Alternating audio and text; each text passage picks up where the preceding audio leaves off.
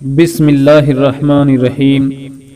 آواز اور تصویر کی دنیا کے معزز دوستو، السلام علیکم ورحمۃ اللہ وبرکاتہ۔ حضرت یوسف علیہ السلام کا قصہ، چوتھا حصہ، پارٹ 4 آپ تمام ناظرین کے حوالے محبت کے ساتھ ملاحظہ فرمائیں۔ حضرت یوسف علیہ السلام قید خانے میں داخل ہوئے ایک مجرم کی حیثیت سے نہیں جو کسی بے گناہ کے خون سے ہاتھ رنگ لیتا ہے، ایک چور کی حیثیت سے نہیں جو کسی شخص کی زندگی کا اندوختہ چوری کر لیتا ہے، بلکہ ایک ایسے مظلوم کی حیثیت سے جسے عدالت نے انصاف نہ دیا ہو۔ آپ نے اپنے آپ کو قید خانے کے حوالے کر دیا کہ دنیا سے نہیں تو بارگاہ ایزدی سے تو انصاف ملے گا۔ کسی سے کوئی شکوہ نہیں تھا، قید خانے میں رہ کر بھی ضمیر مطمئن تھا، روح شاد کام تھی اور دل پر مسرت تھا، کیونکہ قید کوٹھری اور اس کی تاریکی ہتھکڑیاں اور بیڑیاں اس فتنے سے کہیں کم تھی جس سے یوسف علیہ السلام کو واسطہ تھا۔ یہ مشکلات اس ظلم کے مقابلے میں ہیچ تھی جو یوسف علیہ السلام کو قابو کرنے کے لیے دیا گیا تھا۔ کیا یہ قید اس فتنے سے نجات نہیں تھی جو ان کے دین کو تباہ کرنے کے لیے تیار کیا گیا تھا؟ یہ تاریکی اور تنہائی اس سازش اور فریب سے خلاصی نہیں تھی جو آپ کی بلند اخلاقی کے لیے زہر قاتل تھا؟ اس قید سے اور اس پابندی سے یوسف علیہ السلام کو کوئی نقصان نہ پہنچا؟ کیا انہوں نے قید میں ایسی قوم نہ پائی جو جفا شعار تھی، ظالم تھی، سرکش اور مجرم تھی؟ ان کے لیے تو یہ سنہرا موقع تھا کہ ان لوگوں کو اللہ کریم کا پیغام دیں، انہیں علم و حکمت سے روشناس کرائیں، انہیں اچھے اخلاق کی نصیحت کریں اور انہیں راہ راست پر لانے کی کوشش کریں۔ ہو سکتا ہے کہ یہ بدکار و مجرم ان کی نصیحت سن کر ظلم کی راہ ترک کر دیں اور ان کے سینے سے سر و فساد کے سارے جذبے ناپید ہو جائیں۔ اس طرح انسانیت کے دامن سے گناہ کی کچھ آلودگی تو کافور ہو جائے گی اور اس کے کندھوں سے کچھ بوجھ تو ہلکا ہو جائے گا جس کے نیچے وہ کراہ رہی ہے۔ اس قید کوٹھری میں کچھ لوگ مظلوم بھی تو تھے جنہیں دنیا کے خیر و شر سے کوئی واسطہ نہ تھا، وہ مسکین تھے، ان کی زندگی میں خوشیوں کا ایک دن بھی نہیں آیا تھا۔ یوسف علیہ السلام کے لیے یہ گھڑیاں غنیمت تھیں، وہ انہیں تسلی دے سکتے تھے، ان کے غم دور کر سکتے تھے، ان کے کرب و اضطراب کو بانٹ سکتے تھے، تو یہ چیز ان کے راضی رضا دل کے لیے خوشی کا پیغام تھی اور ان کی تبا کریم کی بھی آرزو تھی۔ اللہ کا یہ وعدہ تھا کہ وہ آپ کو نبوت سے نوازے گا اور پیغمبری کے اعلیٰ منصب پر فائز کرے گا۔ اس قدر و منزلت سے بڑا بھی کوئی شرف ہو سکتا ہے، اس عزت و تکریم سے بڑھ کر بھی کوئی عزت کا مقام ہو سکتا ہے۔ اس منصب عالی اور اس تکریم و تعظیم کے بعد قید و بند کی مصیبتیں اور اغلال و سلاسل کے یہ بوجھ کیا حیثیت رکھتے تھے؟ قید کے یہ دن لمبے ہوتے گئے، یہاں رہتے رہتے ایک عرصہ بیت گیا۔ آپ کا معمول تھا کہ بیماروں کی تیمار داری کرتے، کمزور اور ناتواں کی دستگیری کرتے، قیدیوں کو وعظ و نصیحت کرتے، ان کے سامنے ہر روز اپنے علم کے موتی بکھیرتے اور اپنے فیض کے نور سے ان کے دلوں میں اجالا کرنے کی کوشش کرتے۔ ان بلند اخلاقی قدروں سے متاثر ہو کر سارے قیدی ان کے گرویدہ ہو گئے، بے تکلف آپ سے باتیں کرنے لگے اور ان کے دل آپ سے ٹوٹ کر محبت کرنے لگے۔ ان قیدیوں میں دو شخص بادشاہ کے حاشیہ بردار رہ چکے تھے، ایک ساقی تھا اور دوسرا خازن۔ یہ بھی یوسف علیہ السلام کے ساتھ قید و بند کی صعوبتیں جھیل رہے تھے اور آلام و مصائب کی زندگی بسر کر رہے تھے۔ ایک دن ان دونوں نے اہم خواب دیکھا اور حضرت یوسف سے خوابوں کی تعبیر دریافت کی۔ ساقی نے کہا، میں نے خواب میں دیکھا ہے کہ میں انگوروں کے ایک مسقف باغ میں ہوں جو بہت سرسبز و شاداب ہے، میرے ہاتھ میں بادشاہ کا مخصوص پیالہ ہے اور میں اس میں شراب نچوڑ رہا ہوں۔ خازن نے بتایا کہ میں نے یہ خواب دیکھا ہے کہ میں نے سر پر کھانے کا برتن اٹھا رکھا ہے، اس برتن میں کئی کھانے رکھے ہیں، پرندے لڑ کر آتے ہیں اور ان کھانوں کو اچک لیتے ہیں اور اڑ کر دور چلے جاتے ہیں۔ یہ دونوں شخص حضرت یوسف سے ان خوابوں کی تعبیر سننا چاہتے تھے کیونکہ ان کی نظروں میں صرف یوسف علیہ السلام ہی تھے جو اپنے خدا داد علم و معرفت سے ان خوابوں کی تعبیر بتا سکتے تھے۔ ساقی اور خازن کی آمد سے قبل حضرت یوسف علیہ السلام کو اللہ تعالیٰ نے رسالت سے نواز دیا تھا اور اپنے وعدے کے مطابق انہیں اپنا برگزیدہ فرستادہ مقرر کر دیا تھا۔ آپ کو بھی اللہ تعالیٰ نے وہی حکم دیا تھا جو حکم ان کے والد گرامی کو عطا ہوا تھا کہ لوگوں کو توحید کی دعوت دیں اور ان کے دلوں میں ایمان کا شعلہ بلند کریں۔ ان کے پیغام دعوت نے یقیناً پھیلنا تھا اور اس میدان میں ان کی کامیابی ہر شک و شبہ سے بالا تر تھی، کیونکہ وہ ان فقیروں میں زندگی بسر کر رہے تھے جن کی زندگی کو فقر نے صاف و شفاف بنا دیا تھا، اور ایسے مظلوموں میں وہ رہ رہے تھے جو ایمان و ایقان کے لیے ترس گئے تھے۔ یہی لوگ تھے جو آپ کے پیغام کو دوسرے لوگوں کی نسبت زیادہ سمجھ سکتے تھے، اور ان لوگوں میں دوسروں کی نسبت یہ استعداد بڑھ کر تھی کہ انہیں ہدایت کی جاتی اور واعظ و نصیحت کے ذریعے انہیں حق کا راستہ دکھایا جاتا۔ جب آپ اعلان نبوت کرنے والے تھے اسی وقت یہ دونوں جوان خواب کی تعبیر پوچھنے کے لیے پہنچ گئے۔ آپ کے لیے اپنی نبوت کے اعلان کا یہ اہم موقع تھا۔ آپ نے دعوت الی الحق کی ابتدا کر دی اور فرمایا، دوستو، جن بتوں کی تم پرستش کرتے ہو اور جن کی قربت حاصل کرنے کی کوشش کرتے ہو، ان کے پیچھے ایک حقیقی خدا بھی موجود ہے۔ اسی مالک الملک نے مجھے یہ حکم دیا ہے کہ میں تمہیں اس حد تک پہنچاؤں، اس کی معرفت کا چراغ تمہارے دلوں میں روشن کروں۔ یہ بت اور مورتیاں جن کی تم پرستش کرتے ہو کچھ بھی نہیں، یہ تمہارا وہم محض ہے جس کو تم نے اور تمہارے آباء و اجداد نے فرض کر لیے ہیں۔ اللہ کی طرف سے ان کی حقانیت کی تو کوئی دلیل نہیں آئی اور ان کے معبود برحق ہونے کی کوئی برہان نہیں، لہٰذا اگر تمہیں میری صداقت کی دلیل چاہیے اور میرے پیغام کی حقانیت کی گواہی مطلوب ہو تو لو، میں ان دونوں جوانوں کے خواب کی تعبیر دیتا ہوں۔ ان دونوں میں سے ایک تو قید سے رہائی پائے گا اور اپنے پہلے منصب پر فائز ہو کر بادشاہ کو شراب پیش کرے گا، اور پہلے کی طرح بادشاہ اور اس کے ندیموں میں شمار ہوگا، مگر یہ دوسرا پھانسی کے پھندے سے قتل ہوگا اور اس کے سر کو پرندے نوچ کر کھائیں گے۔ یہ تعبیر کسی اٹکل پچو کا نتیجہ نہیں بلکہ ایک غیب پر مبنی وحی ہے۔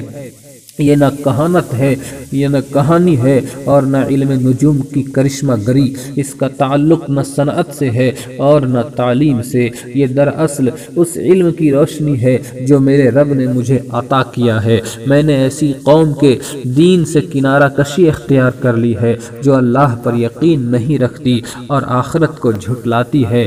یوسف علیہ السلام کو چونکہ خواب کی تعویل کی صداقت کا علم تھا اور اس بشارت کے وقوع پذیر ہونے کا یقین تھا، اس لیے آپ نے ساقی سے فرمایا جس کو نجات کا یقین ہو گیا تھا اور معافی کی توقع لیے ہوئے تھا، اے دوست، جب تو اس قید سے رہائی پائے اور واپس بادشاہ کے محل میں جائے اور اپنے منصب پر فائز ہو جائے تو بادشاہ سے میرا ذکر کرنا اور اسے بتانا کہ یہ مظلوم شخص قید کی سزا کاٹ رہا ہے، اس پر ایک ایسے جرم کا الزام لگایا گیا ہے جس سے اس کا دامن بالکل صاف ہے، وہ بے گناہ ہو کر قید و بند کی صعوبتیں جھیل رہا ہے۔ یوسف علیہ السلام کی تعبیر سامنے آ گئی، خازن تختہ دار پر چڑھا دیا گیا اور ساقی نے رہائی پائی، لیکن وہ ساقی بادشاہ کی محفل میں پہنچ کر دنیاوی کاموں میں ایسا مشغول ہوا کہ یوسف علیہ السلام کا پیغام اسے ایک ذرا یاد نہ رہا، اور شیطان نے اسے یوں الجھایا کہ یوسف کے ساتھ قید میں گزری عمر کا خیال تک نہ رہا، اور اس طرح یوسف علیہ السلام چند سال مزید قید میں رہے۔ یوسف علیہ السلام کی قید سے رہائی کس طریقے سے ہوئی؟ ایک دن بادشاہ بیدار ہوا تو بہت اداس اور پریشان تھا۔ رات کو اس نے ایک ڈراؤنا خواب دیکھا تھا۔ اس نے حکومت کے تمام عالموں کو بلایا، قوم کے سب سرداروں کو اکٹھا کیا اور ان کو وہ خواب سنایا جو رات کو دیکھا تھا۔ خواب کی تفصیل بتاتے ہوئے اس نے کہا، میں نے خواب میں 7 موٹی تازی گائیں دیکھتا ہوں جنہیں 7 دبلی پتلی گائیں کھا کھا رہی ہیں، اور پھر یہ بھی دیکھتا ہوں کہ 7 سرسبز خوشے ہیں اور 7 خشک سوکھے ہوئے ہیں۔ بادشاہ نے خواب بیان کر کے علماء سے تعبیر مانگی، لیکن سب اس خواب کی تعبیر سے عاجز آ گئے اور اس مشکل گتھی کو نہ سلجھا سکے۔ لیکن بادشاہ کو طفل تسلی دینے اور اپنے علم کا پردہ رکھنے کی غرض سے کہنے لگے کہ یہ سب خیال اور وہم و گمان ہے، یہ صرف اور صرف پریشان خوابی ہے، اور اس خواب پریشان کی ہمارے پاس کوئی تعبیر نہیں۔ لیکن اس خواب نے ایک بھولے ہوئے شخص کو کچھ یاد دلا دیا اور ایک غافل انسان کے دل سے غفلت کا پردہ سرکا دیا۔ کوئی بھولی بسری یادیں ان کے ذہن میں تازہ ہوئی اور گزرے دنوں کے کئی واقعات اس کی آنکھوں کے سامنے پھر گئے۔ یہ ساقی تھا جو بادشاہ کا خواب سن کر اور تعبیر میں رغبت دیکھ کر چونک اٹھا تھا، اور قید کے دنوں کے ایک ساتھی یوسف کی صورت اس کے دل پر نقش ہو گئی تھی۔ وہ یوسف کے کہنے کے مطابق راحت و نعم میں تھا اور آرام و آسائش کی زندگی بسر کر رہا تھا۔ اس نے یہ سوچا اور بادشاہ کی خدمت میں پیش ہو گیا۔ بادشاہ سے دست بستہ عرض کرنے لگا، بادشاہ معظم، قید کے زمانے سے میں ایک کریم شخص کو جانتا ہوں جو نہایت صاحب فکر ہے۔ اس کی رائے میں الہام کا یقین ہوتا ہے۔ وہ اپنی عقل کے نور سے غیب کے واقعات کی کھوج کر لیتا ہے اور اپنی تدبیر کی روشنی سے حقیقت کا سراغ لگا لیتا ہے۔ اس کے حضور خواب بیان کیے جاتے ہیں، وہ غور و فکر کرتا ہے اور سوچ و بچار کے بعد جو رائے دیتا ہے وہ یقینی ہوتی ہے، اور جو تعبیر دیتا ہے سچ نکلتی ہے۔ اگر آپ کی اجازت ہو تو میں قید خانے میں جا کر کوئی یقینی خبر لے آؤں۔ ساقی جیل میں یوسف علیہ السلام کے پاس آیا۔ یہیں اس نے ایک عرصہ مصائب و آلام میں گزارا تھا۔ اس نے دیکھا کہ یوسف علیہ السلام پہلے کی طرح آج بھی صابر، متقی، مومن، قائم اللیل اور صائم النہار ہیں۔ ساقی نے آپ سے عرض کی، اے یوسف صدیق، میں ایک کام کے لیے میں حاضر ہوا ہوں۔ مجھے امید ہے کہ اگر آپ وہ کام کر دیں تو اس تنگی سے آپ کو رہائی مل جائے گی اور اس مشکل اور قید سے آپ معافی پا جائیں گے۔ آپ ہمیں ایک خواب کی تعبیر بتائیے کہ 7 موٹی گائیں ہیں جنہیں 7 کمزور اور نحیف گائیں کھا رہی ہیں، اور 7 خوشے سبز ہیں اور دوسرے 7 خشک۔ آپ یقیناً اپنے علم سے ان لوگوں کو مستفیض کریں گے جو اس خواب کی تعبیر کے مشتاق ہیں۔ یہ سوال دلوں میں ہیجان پیدا کرنے والے ہیں۔ آپ ان کا جواب مرحمت فرما کر ہمیں مطمئن کریں گے۔ مجھے یقین ہے اس تعبیر کو سن کر مصری قوم آپ کی فضیلت اور وسعت علم کی قائل ہو جائے گی۔ یوسف علیہ السلام صرف ایک عالم ہی نہیں تھے کہ خواب کی تعبیر بنا دیتے اور بس، بلکہ آپ ایک رسول، ایک مصلح تھے۔ اللہ تعالیٰ نے انہی لوگوں کی رہنمائی کے لیے بھیجا تھا۔ آپ نے دنیا داروں کو دنیا اور آخرت کے متعلق صحیح اصول سکھانے تھے، انہیں معاش و معاد کے الہی قوانین سے آگاہ کرنا تھا۔ جب بھی پیغام پہنچانے کا مناسب موقع ملتا اس سے پورا فائدہ اٹھاتے۔ جب بھی دعوت حق کا کوئی معقول لمحہ میسر آتا اسے بروئے کار لانے میں دیر نہ کرتے۔ کئی سال پہلے 2 جوانوں نے اپنے خوابوں کی تعبیر پوچھی تھی تو آپ نے اسے موقع غنیمت خیال کرتے ہوئے توحید کی دعوت دی تھی اور بتوں کی عبادت اور شرک کی خوب قلعی کھولی تھی۔ آج مصر کا بادشاہ اپنے خواب کی تعبیر چاہتا تھا، اس لیے یوسف علیہ السلام مختصر جواب نہیں دینا چاہتے تھے بلکہ خواب کی تعبیر کے ساتھ ساتھ اپنا نظریہ بھی بیان کرنا چاہتے تھے اور مصری قوم کو نصیحت کرنے کا ارادہ رکھتے تھے۔ چنانچہ آپ نے خواب کی تعبیر دیتے ہوئے ارشاد فرمایا، آنے والے 7 سال فراخی اور آسودگی کے ہوں گے۔ ان 7 سالوں میں تمہاری زمینیں خوب گلہ دیں گی، کھیت لہلہائیں گے، بالیوں میں دانے خوب موٹے ہوں گے، کھیتوں سے خوب فصل اٹھے گی، مال و دولت کی فراوانی ہوگی اور عیش و تنعم کے سب سامان میسر ہوں گے۔ ہوں گے۔ ان 7 سالوں کے گزر جانے کے بعد 7 سال نہایت سخت ہوں گے۔ ان 7 سالوں میں ہماگیر قحط ہوگا، کوئی بارش نہیں ہوگی، لوگ دانا دانا کو ترس جائیں گے، دریائے نیل خشک ہو جائے گا، یہ اپنا وعدہ پورا نہیں کر پائے گا اور اس کی سخاوت رک جائے گی، زمین کا چہرہ خشک ہو جائے گا، وہ اپنے اندر چھپے خزانے نہیں اگلے گی، تمہیں کھانے کے لیے کوئی چیز نہیں ملے گی، کھلیان کٹی ہوئی فصل سے خالی ہوں گے، وقت کے ہاتھوں تمہیں بھاری مصیبتیں اٹھانا پڑیں گی اور بڑی مشکلات کا سامنا کرنا پڑے گا۔ جب یہ 7 سال بھی گزر جائیں گے تو ایک مرتبہ پھر تمہارے دن اچھے ہو جائیں گے، وقت پلٹا کھائے گا، کامیابیوں سے چہرے چمک اٹھیں گے، سب مشکلیں آسان ہو جائیں گی، سرسبز و شاداب سال تم پر سایہ فگن ہوگا، سارے غم بھول جاؤ گے، ساری بگڑی بن جائے گی، زمین گندم اور جو اگائے گی اور تم اسے سیر ہو کر کھاؤ گے، انگوروں کی کثرت ہوگی، زیتون اور کشمش کی بہتات ہوگی، تم ان پھلوں سے خوب رس نکالو گے اور ترکاریاں پکا کر کھاؤ گے۔ یہ ہے تمہارے خواب کی تعبیر اور یہی ہے تمہارے اس سوال کا جواب جس نے تمہارے دلوں میں خلجان پیدا کر رکھا تھا، اور یہ سب میرے رب کی وحی کا کمال ہے۔ جو تعبیر میں بتا رہا ہوں اور جس واقعہ کی میں تمہیں خبر دے رہا ہوں وہ ضرور واقع ہوگا۔ میرا مشورہ یہ ہے کہ شادابی کے سالوں میں جو غلہ اٹھاؤ اسے اپنے مخزنوں میں اور گھروں میں محفوظ کر لو اور اس میں سے ایک بھی ضائع نہ ہونے دو، یہاں تک کہ 7 سال کا سارا غلہ ایک ایک دانہ ذخیرہ ہو جائے۔ صرف اتنا خرچ کرو جس کی اشد ضرورت ہو اور جسم کمزور نہ ہونے پائیں، تاکہ اس ذخیرہ شدہ مال سے شدت اور قحط کے 7 سالوں میں فقر و فاقہ سے محفوظ رہ سکو۔ جب بادشاہ کے دربار میں خواب کی یہ تعبیر پہنچی اور اس تعبیر کے ساتھ وہ تدبیر بھی بیان ہوئی تو وہ سمجھ گیا کہ اس تعبیر اور تدبیر کے پیچھے کوئی روشن ذہن اور انعام یافتہ فکر کار فرما ہے۔ چنانچہ عزیز نے حضرت یوسف کو بلا بھیجا تاکہ ان کا امتحان لے، قحط کے انجام کے بارے میں دریافت کرے اور ان کی رائے اور علم سے فائدہ اٹھائے۔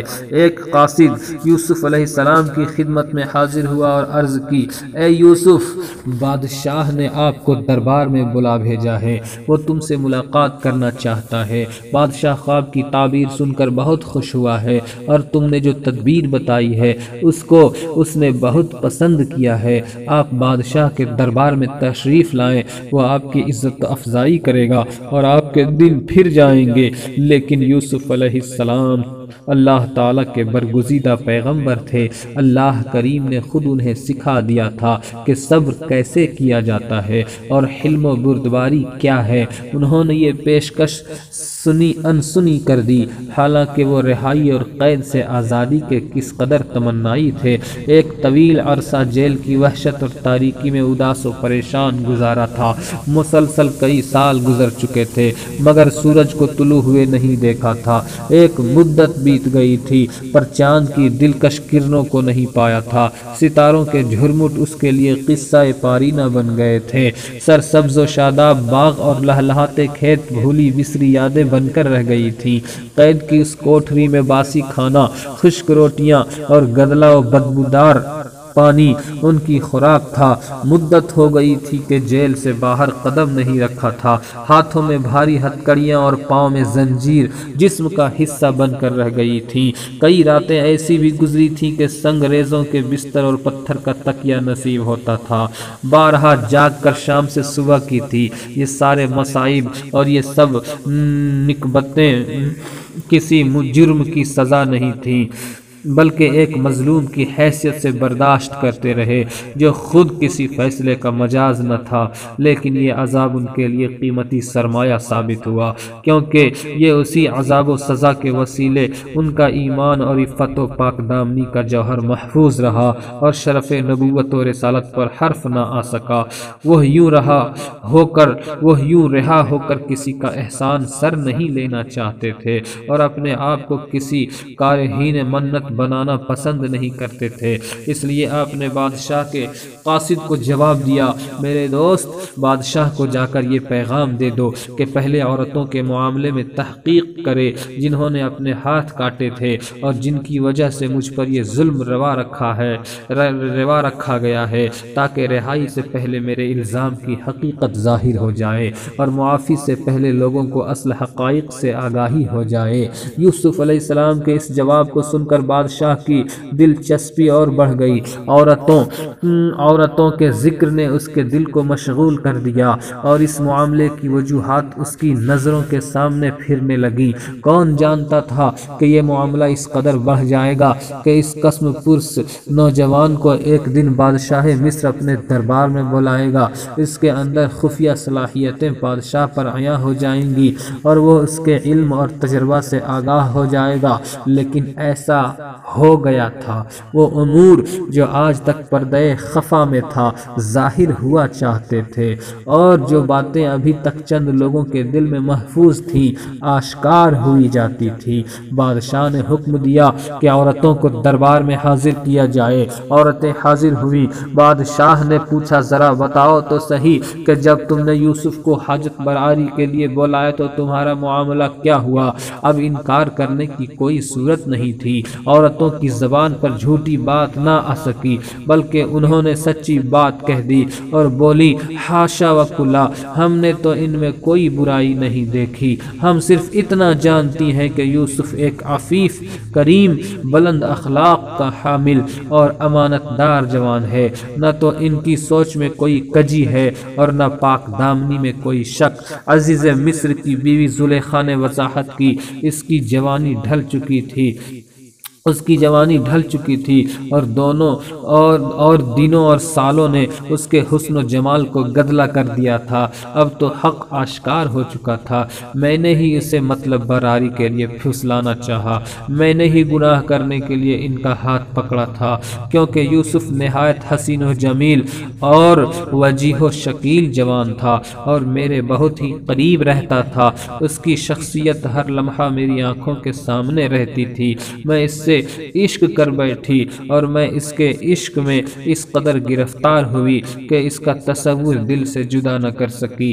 میں نے اسے بلایا لیکن اس نے انکار کر دیا۔ میں نے اس سے قرب کا مطالبہ کیا لیکن وہ میرے قریب نہ آیا۔ وہ اپنے مالک کی عزت کا محافظ اور میرے خاوند کا وفادار رہا۔ میں اعتراف کرتی ہوں کہ میں نے ہی اسے قید خانے میں ڈلوایا اور میں نے اسے اس تکلیف میں مبتلا کیا۔ آج میں اس جرم کا برملا اظہار کرتی ہوں اور دن دہاڑے بادشاہ کے سامنے اس کے بھرے دربار میں ان تمام سرداروں اور اعیان مملکت کے روبرو کہتی ہوں، تاکہ یوسف جو ابھی زندہ یعنی قید خانے میں ہے جان لے کہ میں نے اس پر کوئی عیب نہیں دھرا، میں نے اس کی بلند اخلاقی پر کوئی قدغن نہیں لگائی۔ قید کے دن سے اس گھڑی تک جس میں اس کے متعلق فیصلہ ہو رہا ہے، میں ایک لفظ بھی ان کی شان کے خلاف زبان پر نہیں لائی ہوں۔ میں نے تو بہت پہلے اس بات کا اعتراف کر لیا تھا کہ میں نے ہی اسے ورغلانے کی کوشش کی ہے، لیکن اس نے دامن کو داغدار نہ ہونے دیا۔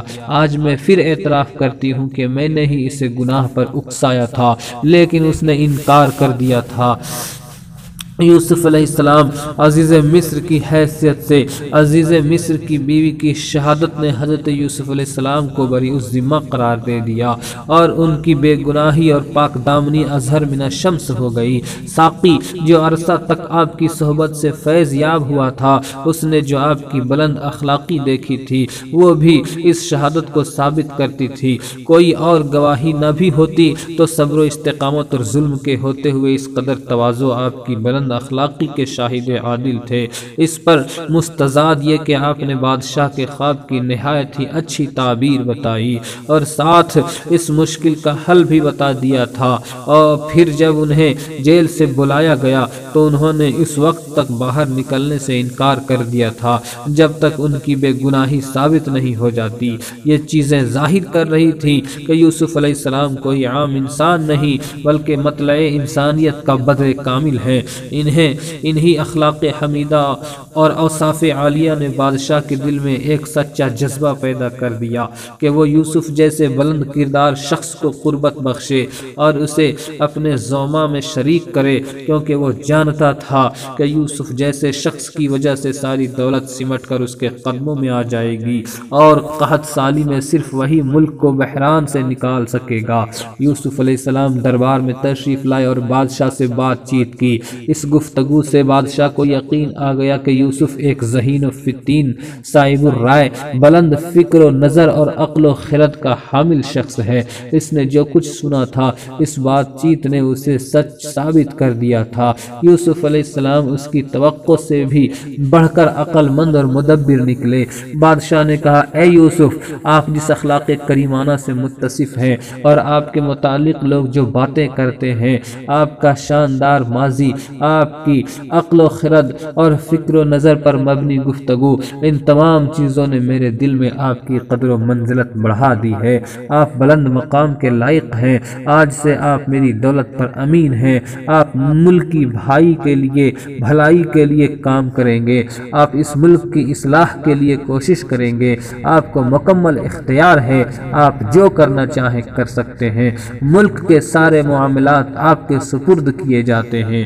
یوسف علیہ السلام جانتے تھے کہ ملک کو اس فراخی کے بعد قحط سالی کا سامنا کرنا ہے۔ 7 سال تک تو زمینوں کو خوب سیراب کرے گا، لیکن قحط شروع ہوگا تو اس کا پانی بھی خشک ہو جائے گا اور کھیت پانی نہ ہونے کی وجہ سے بنجر ہو جائیں گے۔ اس لیے ان حالات کا مقابلہ کرنے کے لیے فکر و تدبر کی ضرورت ہے۔ جب تک منصوبہ بندی کر کے معاملات کو سلجھانے کی کوشش نہیں کی جائے گی، مشکلات پر قابو پانا ناممکن ہوگا۔ اور منصوبہ بندی کے لیے ضروری ہے کہ مال و دولت کا سارا انتظام و انصرام میرے ہاتھ میں ہو اور خزانوں کی چابیاں میرے سپرد ہوں، کیونکہ معیشت کسی بھی قوم کی ریڑھ کی ہڈی ہے۔ قوم کی ترقی کا کافی حد تک انحصار اقتصادیات پر ہی ہوتا ہے۔ اگر معیشت کو قوم کا جوہر اور اصل کہا جائے تو بے جانا ہوگا۔ اس لیے ضروری ہے کہ زمام معیشت میرے ہاتھ میں ہو تاکہ میں ملک و ملت کے لیے کوئی ٹھوس اقدام کر سکوں۔ اس کے لیے آپ نے بادشاہ سے کہہ دیا، اگر آپ مجھے اس قوم کا نگران مقرر کرنا چاہتے ہیں اور ملکی معاملات کا اہتمام میری سوچ کے مطابق چلانا چاہتے ہیں تو پھر مجھے ملکی خزانوں کا امین اور وزیر مقرر کر دیں۔ انشاءاللہ امت جس اصلاح احوال اور تبدیلی کی خواہاں ہے یا تنگی و فراخی اور قحط سالی و آسودگی کے دنوں میں جس قسم کے حالات کی مجھ سے توقع رکھیں گے، میں ان پر پورا اتروں گا۔ اللہ تبارک و تعالیٰ نے یوسف علیہ السلام کو بادشاہی عطا کر دی۔ آپ مصر کے شب و روز میں ایک مطلق العنان وزیر تھے۔ آپ جو بات کہتے بادشاہ اس پر صادر کر لیتا تھا، جو حکم دیتے اس پر عمل ہوتا۔ آپ کی بارگاہ میں جود و سخا کا خوب مظاہرہ ہوتا۔ لوگ آتے اور اپنی جھولیاں بھر بھر کر لے جاتے۔ کل تک آپ قید خانے میں ایک قیدی کی زندگی بسر کر رہے تھے۔ اس سے قبل ایک غلام تھے جسے بیچا اور خریدا جاتا ہے، جو خود مختار نہیں ہوتا بلکہ دوسروں کا دست نگر ہوتا ہے، مگر آج آپ وزیر مملکت ہیں۔ یہ سب اللہ تعالیٰ کا فضل ہے اور وہ جسے چاہتا ہے اپنے فضل سے نواز دیتا ہے۔ حضرت یوسف علیہ السلام کو وزیر بنے 7 سال کو عرصہ بیت چکا تھا۔ ان 7 سالوں میں دریائے نیل نے خوب سخاوت کا مظاہرہ کیا، زمین نے خوب فصلیں اگائیں اور مصریوں کی زندگی آسان بنا دی۔ مال و دولت کی فراوانی ہو گئی، راحت و آرام اور ناز و نعم کے سائے میسر آئے۔ یوسف علیہ السلام ایک اچھے بیدار مغز فتین اور دور اندیش بادشاہ ثابت ہوئے۔ آپ نے غلہ جمع کرنے کے لیے اسٹور اور بڑے بڑے مکان تعمیر کروائے، پھر ان اسٹوروں اور مکانات کو غلے اور ضرورت کی دوسری چیزوں سے بھر دیا۔ اب قحط شروع ہوتا ہے اور یہ 7 سال تک برابر محیط رہتا ہے، مگر مصر کے لوگوں نے یہ عرصہ نہایت اطمینان سے گزارا۔ ان کی معیشت میں کوئی فرق نہ آیا، انہیں زندگی کی سب سہولتیں میسر رہیں اور مالی مشکلات کا کچھ بھی سامنا نہ کرنا پڑا۔ یہ قحط صرف مصر تک ہی محدود نہ تھا بلکہ ارد گرد کے کئی دوسرے ممالک بھی اس کی لپیٹ میں آ گئے تھے، یہاں تک کہ کنعان کا ملک بھی اس قحط سالی سے محفوظ نہ رہا، جہاں حضرت یوسف علیہ السلام، آپ کے بیٹے اور پوتے قیام پذیر تھے۔ تو امید کرتا ہوں کہ آج کی یہ ویڈیو آپ تمام حضرات کو بہت پسند آئی ہوگی۔ اگر ویڈیو پسند آ جائے تو لائک، شیئر اور کمنٹ ضرور کر دیجئے گا، اور ساتھ ہی ساتھ آنے والی موجود گھنٹی کو ضرور دبا دیجئے گا، تاکہ ہماری ہر آنے والی نئی ویڈیو سب سے پہلے آپ کو حاصل ہو جائے۔ السلام علیکم ورحمۃ اللہ وبرکاتہ۔ جزاک اللہ خیرہ۔